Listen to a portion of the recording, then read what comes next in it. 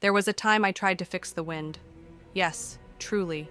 I stood atop the floating aisles, hands outstretched, believing that if I focused hard enough, I could stop the storms, hold back the chaos, bring stillness to the world around me. But the wind did not care. It passed through me. It was then I realized, focus is not about controlling the world. It is about shaping yourself. And when you do that, when you anchor the mind, direct it, commit it, you become a force far greater than any storm. Let me tell you a secret. Not one of those whispered things hidden in shadow, but the kind you carry with you always. You can do anything if you know where to look and you choose to keep looking. That is focus. In the early days of my wandering, I met a boy in a broken village.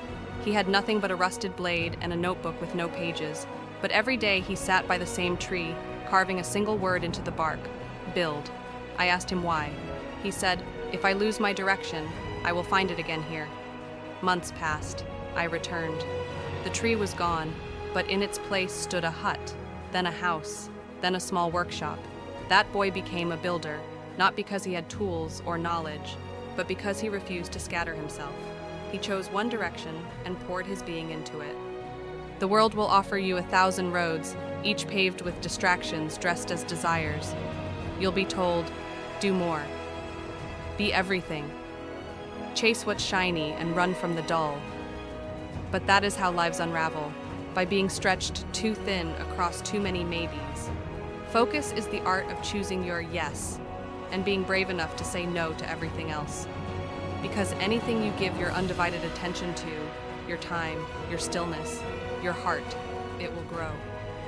A mind scattered is a garden unweeded, but a mind focused, it's a flame that carves through stone. Now, I must tell you the truth, hidden inside this wisdom. Focus will cost you. You will lose some comforts. You may outgrow people. You will face the ache of slow progress and the temptation to start over, again and again. But the ones who choose to stay the course, those are the ones who become. You see, pain is not your enemy. It is not the end. It is the ink that writes your becoming. So ask yourself now, what have you been scattering yourself into? What could you build if you focused? Not forever, just today, just for this breath, this moment, this heartbeat. Let that be enough. Wander, yes, but with purpose.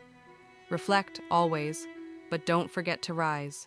Choose your fire, tend to it, and let it burn a path forward.